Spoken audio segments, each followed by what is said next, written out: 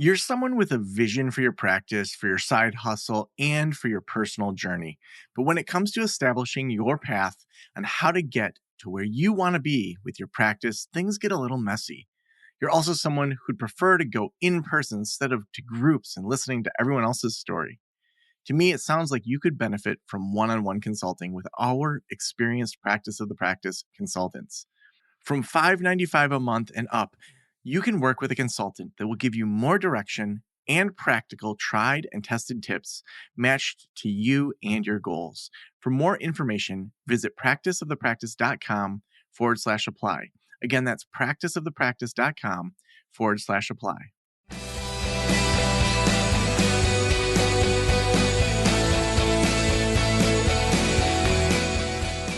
This is the Practice of the Practice podcast with Joe Sanok, session number 1009.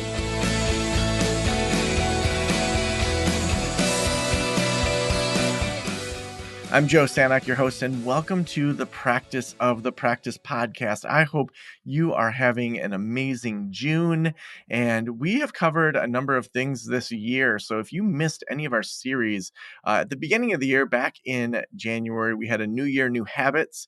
So all sorts of new habits we covered. And we then went all over the place in just a number of episodes that weren't part of a series. But talked about alternatives to sliding fee scale back in episode 956. We talked about starting an online business, and the business that we covered went up to $10 million. That was back in episode 961. Back in episode 987, some of the Harvard Business Review authors that I was featured with, we interviewed them talking about AI and talking about side hustles. And then back in 989, that's when we kicked off our psychedelic assisted therapy series. So make sure you go back and check out any of those things that are interesting to you. We are now doing 4 episodes a week. We had sold out all of our 3 episodes a week sponsorships and had some amazing sponsors come in that really we were like, we've got to get these people in front of others. And so we're just creating 4 episodes a week now. Really excited about just all the amazing interviews we can do and bring to you to help you have a thriving practice you absolutely love. At the core of everything we do is that we want you to thrive. You know, in grad school, I don't know how you were taught, but I was taught a lot about the clinical side. I was taught how to run a nonprofit, but I had nothing on business. And if anything, I often heard, we're not in it for the money, or yeah, we can't be too far ahead of our clients, and all these negative money issue kind of things. I don't believe that. I think you can be a great person, you can do great work for the world, and you can get paid really well. But then also the side of it beyond thriving is that you love what you're doing. You show up at your practice, you absolutely love it. I remember when I first upgraded my group practice. And I went from this office I was subleasing from another therapist. We had 4 clinicians there. The couch had this pattern of flowers that looked like a picnic blanket. It was just so ugly. It had brass lamps. And then finally, I got my own office, and it had a view of the water. It was on the top floor. I had the corner office, and I decorated it how I wanted. And I remember the first day I was seeing clients, and I walked in, and it was just like, this is Joe's office. This is nobody else's. I had this cool old teacher's desk. I had all these different things on the wall that represented aspects from my life. And I loved it. I absolutely loved it. And I ended up selling that in 2019. But during that phase, I wanted to thrive and I wanted to love it. And that's what we're doing with this summer series is we're interviewing movers and shakers that are both in and outside of our industry. In the last episode, we talked with Jessica Nichols about being human and also finding that balance between your goals and your intuition. So if you missed that yesterday, that just went live yesterday. But today, I am so excited to talk with Ali Shapiro. And Ali is the host of the top ranked podcast, Insatiable, a holistic nutritionist, integrated health coach, and rebel with a serious cause. Ali developed Truce while in grad school at UPenn, where she drew from her 17 plus years of working with real life clients and her own personal healing journey from emotional eating and having cancer as a teenager.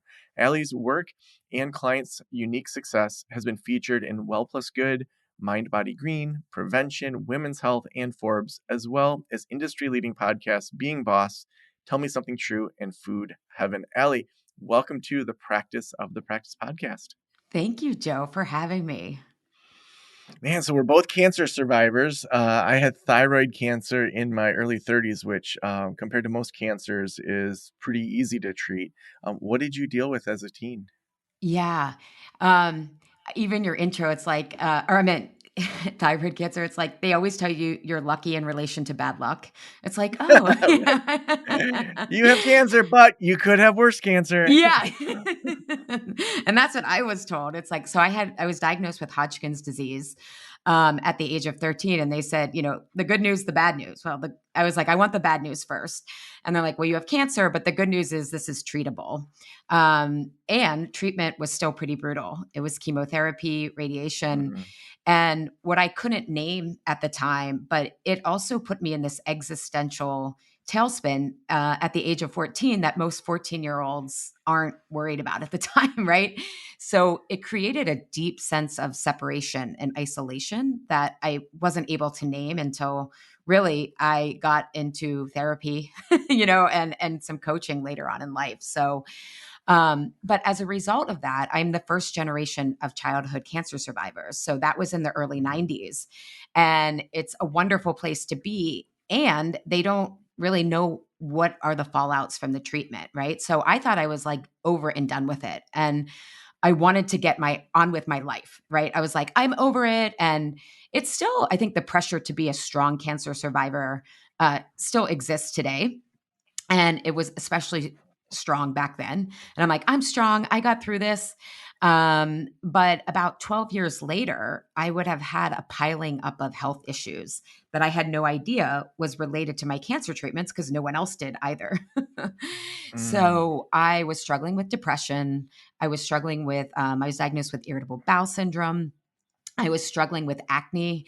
And I had tried all conventional means. I cycled through antidepressants. I had tried antibiotics, Accutane.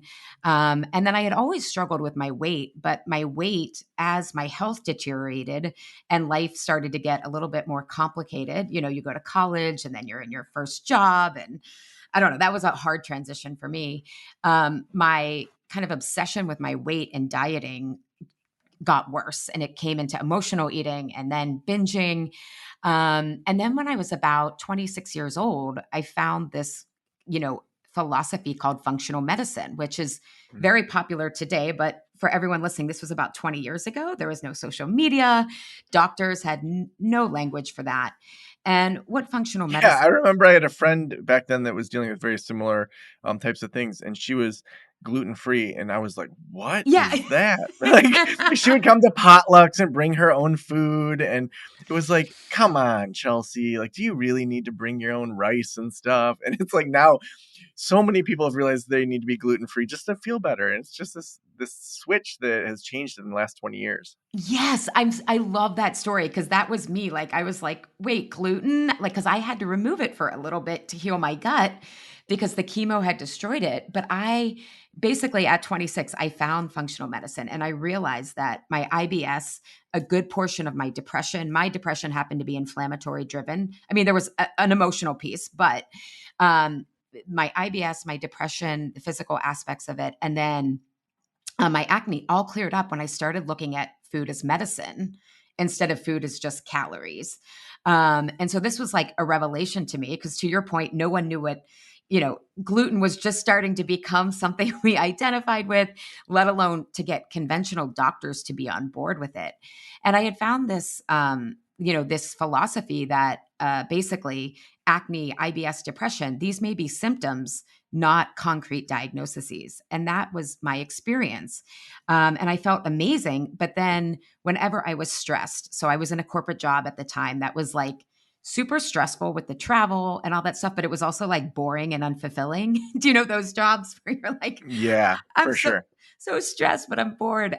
Whenever I would go for my scans, I mean, I refer to it as like scanxiety season, Mm. and because our healthcare system is so efficient, it can be 2 months between the time you schedule your scans to see if there's a reoccurrence, or for me, because I had radiation, secondary cancers, then you have the time leading up to the scans, and you have to wait for your appointment, and then then you have to wait for your results. And I would be binging on sugar that entire time, even though logically I knew cancer feeds on sugar. And so, long story short, I took this same systems analysis that I had learned through functional medicine and said, what if my disordered eating made sense? What if this wasn't actually a problem, but some sort of wisdom?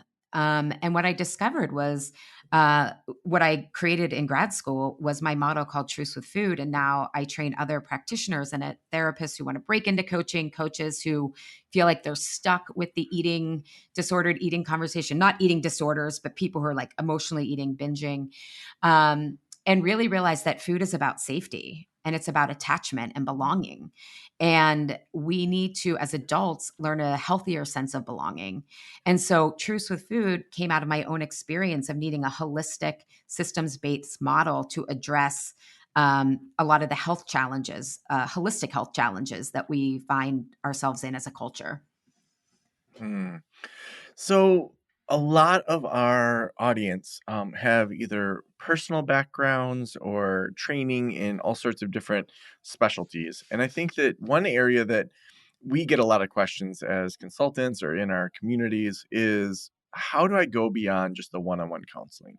And so, one thing we're digging into today, you and I, is around coaching, but not just one on one coaching, but to move into group coaching. So, before we dig into kind of the how or where to start, I'd love to just start with, like, what's the potential? What's the need that's out there for trained therapists, masters, PhD level people that know their stuff around anxiety, depression, couples, uncoupling, whatever?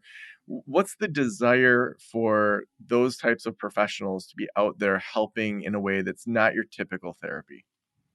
Ugh, I love this question because your whole podcast and your business is about them thriving, right? Practitioners thriving. And I think in our culture, we have to look at, okay, there's caretaking, which is what therapy coaching is undervalued, right? That is kind of the norm. So we have to, until we can correct that, in order to thrive, we have to realize it's not a zero sum game in terms of you can thrive, your clients can thrive. And part of how to do that is bring people together. Because whether it's depression, whether it's relationship challenges, whether it's body image challenges, what's really stopping a lot of progress is the isolation and shame, right? Would you Yeah. agree? Yeah. Yeah. And so when you can bring a group together, they all of a sudden feel not so alone, because even if you know intellectually that other people are struggling with this, there is such a power of being in a group. And so what ends up happening is, as you do group programs, you thrive as the practitioner because you're getting, you're doing one to many, so you're not emotionally burning out. Your time is being better spent. You're getting a better ROI on your time because you're making bigger impact. And then you can also make more financial impact in a way that actually delivers more to the client, because now the client is not only just feeling like, oh, I'm not the only one struggling with this, but they are learning at twice the rate because they're learning from people who are further along, and those people are asking questions that some people don't know to ask, and then the people who are further along are finding meaning in being able to help the new people who are just new to a process. And Hmm. then you, as the practitioner, the coach, the therapist, you're not doing all the emotional labor. The community is sharing in that, and there's meaning for everyone. And I think because our typical, we were talking before the show, the default is like when you go to the doctor, it's like, oh, it's a one-on-one conversation, and we think like one-on-one is the way to go. And I'm not saying there isn't a place for that. I'm just saying that groups can be equally, if not more powerful, to add to a practitioner business model. Because part of what got me into groups is I was burning out. I was seeing 25 people a week, and it's Hmm. like, oh my God, that's a lot to take on, especially if you care deeply, no matter how much you do work to like kind of leave it in the office, right? It's like you care about your clients. So I hope that answers the question of how I think it's really about a need for everyone to thrive more and better and more deeply. Yeah. Where would you recommend that the typical therapist starts when they're thinking about moving into group coaching, moving beyond just their typical kind of licensed in their office or online work? Yeah. So, first of all, I'm going to take a philosophical step back. So, Joe, do you mind sharing? And if not, you can maybe talk about a business example, but do you mind sharing something that you're struggling with right now? Sure. In regards to business life, or like Anything that you're where comfortable sharing? I am struggling with how to co-parent with someone that is very, to me, unhealthy. I'll leave it there. Yeah, I'll just start there, and Yes. then you can ask follow-up questions. Yes. So I love that example. So would you say that, and I love that you said how, right? Not what to do, but how to do that. And would you say that there's like a lot of complexity involved? Yes. Yeah. And would you I say mean, to that me, it there's an seems pretty existing simple as to what needs to change, but it's like that person's not going to just magically change. Right, right. And do you think you can Google that answer of how to solve this? I mean, I think that I could get perspectives. I think that when you Google things, at least I see that there's a lot of contradictory advice that's out there. So there's people that, take one stance on how to do it. They might say, just label them a narcissist, and then here's how you deal with a narcissist. Other would say, like, bend over backwards. This is for your kids. So I could Google it. I also could find information, but I think I would most likely be more confused by the end of it by having a lot of options. Yes, exactly. And so that's basically what all the people coming to us are dealing with ever their complex challenges, right? It's like at this point, Hmm. my clients know more about gut health than I do, right? It's like I've read Wow. everything and I'm more overwhelmed. And so, but if we take back that philosophical difference, I want practitioners to realize that if you are skilled, which people listening to you are, you have the background, you understand nuance and context and discernment, right? And that's real value. And there's two types of change. So what you were saying exactly, like I said, could you Google the answer? You're like, yeah, I could, but I'd hear that this person's a narcissist, or you have to bend over backwards. And what's happening with when people can Google an answer, that's called technical problems. Okay. So technical problems, they're really relatively easy to identify. Even you said, like, I think it's pretty simple, right? I think I know what needs to happen. And with technical problems, you can think of a technical problem like, how could I run a 10K? Okay, well, there's different plans out there, right? Hmm. How could I have better communication with, I don't know, a narcissist, right? There's some answers out there, but those are like kind of really like we think we've identified the problem, or even I take that back. Like, how do I change? I'm thinking we have like a leak in our faucet. How do you stop a leaky faucet, right? So technical problems can be solved with new information. They're relatively easy to identify. They have a known solution. Solutions can be taught, right? And so you can Google the answer basically. And the relationship is best supported as a teacher learner relationship. So that's technical problems. And a lot of people are making group programs that have technical information at this, right? And that's not what I'm talking Hmm. about. Versus what we really want to do to have the kind of groups where everybody thrives, you deliver the life-changing impact that you're capable of because you have the expertise and you can be discerning and offer nuance that they and this is also life-changing impact for the client is what's called adaptive challenges.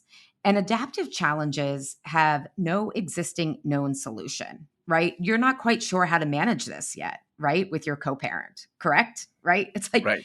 actually, nobody has my solution yet, right? With my clients, they get all this, oh, I shouldn't restrict food, but then I'm just eating sugar endlessly. Like, right? It's like, okay, there's no known solution yet, right?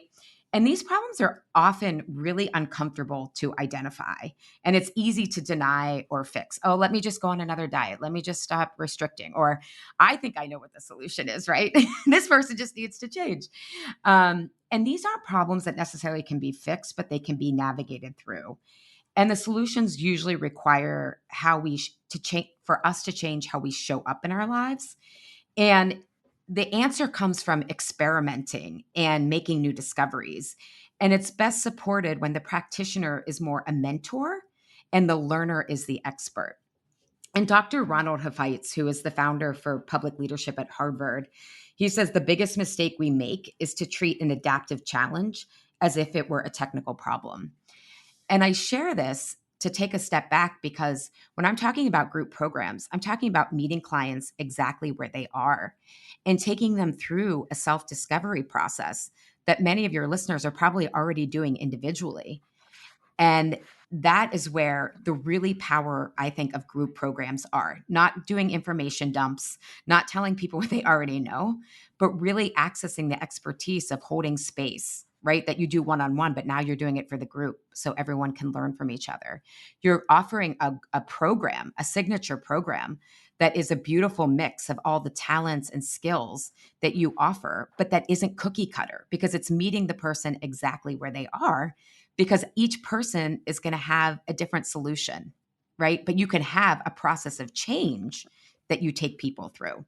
So that I think is the first step that people have to realize is that, because again, your listeners have the expertise that a lot of people who are doing group coaching right now, they're just doing information dumps on people. And people don't need more information anymore, right? They need to implement Mm. and they need to be changed by your process. So Mm. I hope that's helpful. Yeah.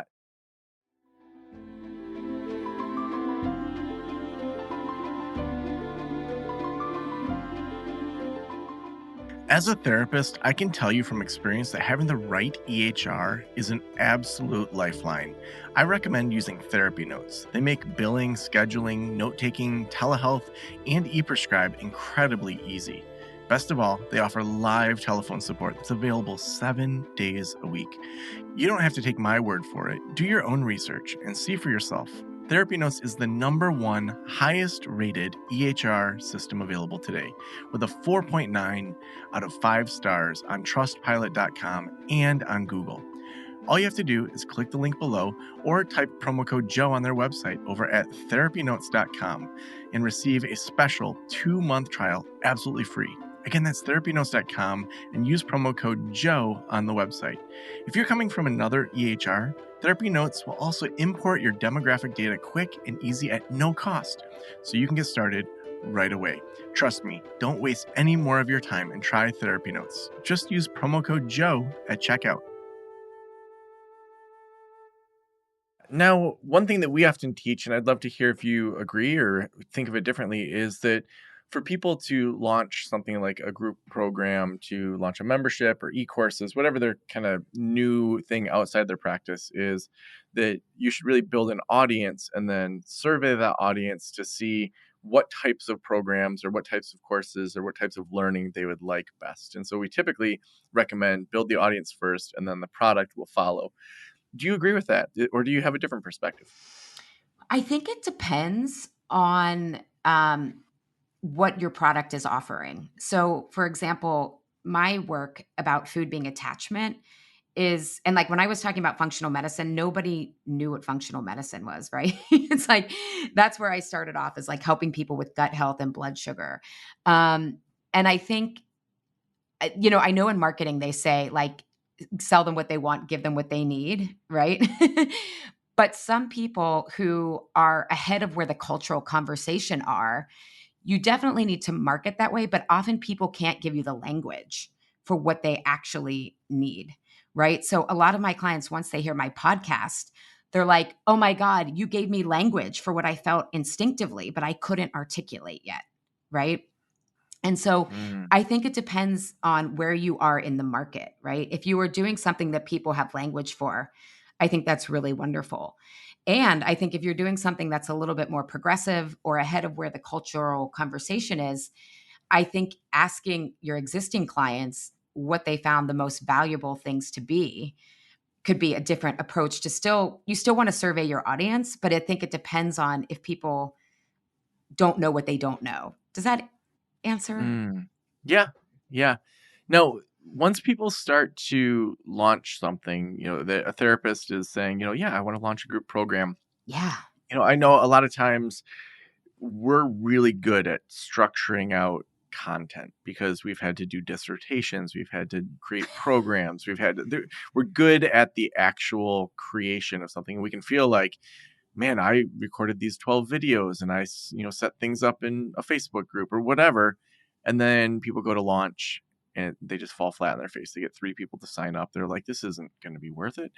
What would you recommend in regards to launching a group coaching program? Oh, yeah. I have three things come to mind. First of all, is I love that you talked about structure because I love structure myself. I think the first thing is recognizing that when you're launching a group program, what you want to think about is because my master's is also in adult learning, is like, what is the one behavior that you want someone to change after this one module?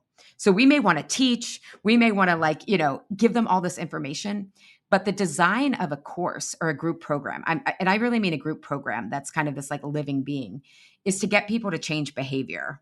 And I've been guilty of this. Like I edit my curriculum, like, oh my God, half of this stuff should have been in a book, not a course, right? Like, oh my God. Hmm.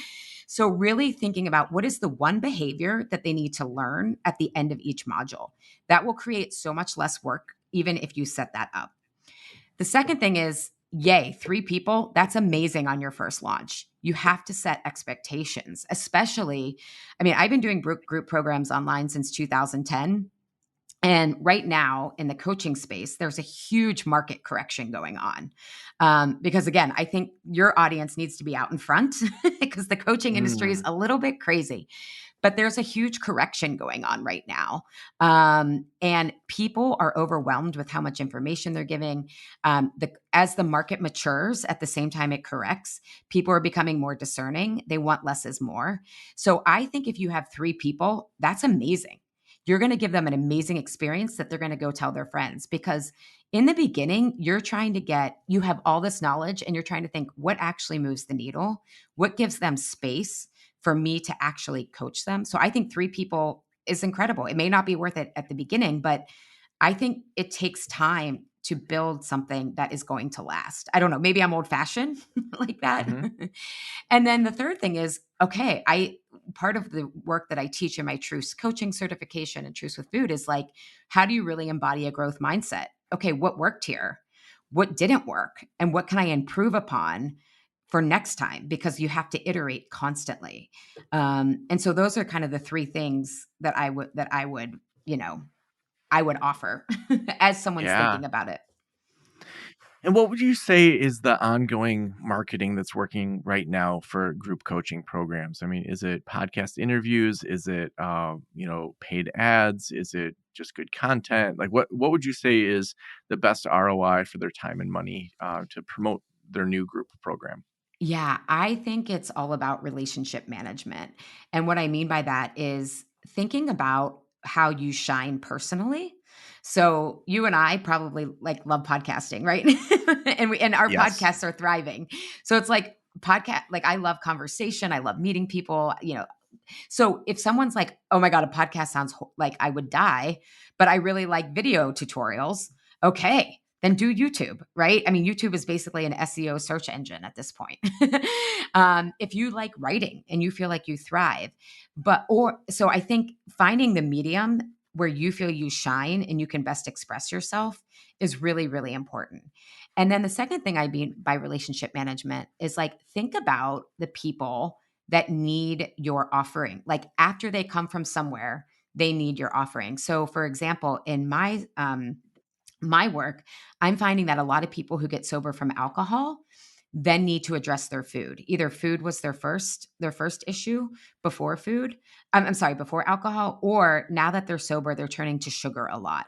So I've started to go on sober podcasts because again, now I'm layering what I do well with the groups that need me.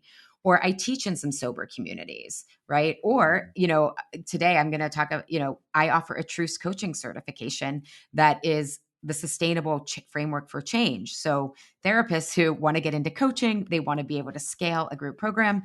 It would be great for them to check out, right, what I have to see if that's Hmm. something that interests them if they want to create a signature program.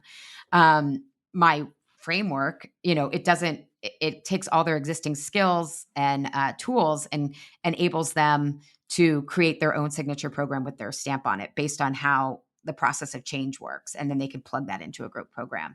So that's what I mean by relationships. I still think, again, I sound so old school. I'm like clearly like not the TikTok generation, but I think business still comes down to word of mouth. And when you have like you having me on this podcast, you people trust me more, right? Because you're Hmm. having me on, right? People who I go into the sober communities, because they're podcast hosts or I go teach in their communities, they're like, well, if this person trusts Allie, she must be aligned value wise or legit. So you get a lot of credibility that way, when you tap into your existing networks with existing relationships. And I find that's far more effective, especially in the beginning, than social media, which again, if you want to start growing and growing at that point, then maybe you need more traffic, but you can have a really great thriving practice where you fill your groups consistently and even run two groups at the same time if you want, however big you want them to be, but based on relationship management. I find that to be the biggest bang for your buck when it comes to groups. So awesome. Allie, I know we could just keep going on this topic, but the last question I always ask is, if every private practitioner in the world were listening right now, what would you want them to know? Yeah, I want them to know that thriving is not a zero sum game, and there is a way to have you, your business, and your clients holistically thrive. So awesome. If people want to connect with you, if they want to read about your work, follow your podcast, where should we send them? Yeah, they can go to allyshapiro.com. And if they're interested in this more adaptive change approach to change, they can come to my free community gatherings that I have every month where I coach people. And that's allyshapiro.com/gathering. And then, of course, my Mm, Insatiable podcast. So awesome. Well, thank you so much for being on the Practice of the Practice podcast. Thank you, Joe.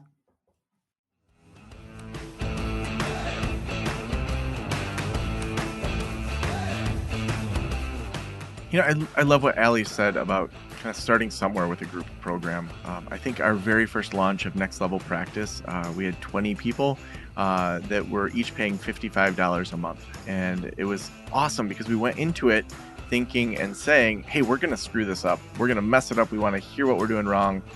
That's why you're getting it for $55 a month forever. And eventually it's going to be $99 or $150 a month. And those original people helped us create that program and point out what was working, what wasn't working, gave us some of our very first testimonials, and they filled their private practice. It actually worked. Your program has to actually help people too. So love that so much. We have all sorts of supports here in regards to website design, podcast support. If you have a podcast and you're looking to have someone do the back end, we have a whole team now that works for the Practice of the Practice team. So if you just go to practiceofthepractice.com, you'll see services. Feel free to click over there to see if there's an area that you want to just outsource some things. We've got lots there for you. Also, we couldn't do this show without our amazing sponsors. Therapy Notes has been a sponsor for years and years. They are the best electronic health records out there. We know a lot of the other EHRs where all your client data is stored have changed hands, that people, different corporations have bought them. A lot of you are reporting that certain ones that we're not going to name are not doing the same customer service. Therapy Notes is still owned by the same people. We have a direct access to their head of marketing and their IT department if anything goes awry. They also help you move all of that sensitive client data over in a HIPAA compliant way, and they do it for you. So it's not nearly the headache that it may seem to switch over. You can read more over at therapynotes.com. Use promo code Joe at checkout. That's going to give you a couple months for free. And then also they know that their podcast dollars are working, which helps support this podcast. Thank you so much for letting me into your ears and into your brain. Have an amazing day. I'll talk to you soon. Special thanks to the band Silence is Sexy for that intro music, and this podcast is designed to provide accurate and authoritative information in regard to the subject matter covered. It is given with the understanding that neither the host, the producers, the publishers, or guests are rendering legal, accounting, clinical, or other professional information. If you want a professional, you should find one.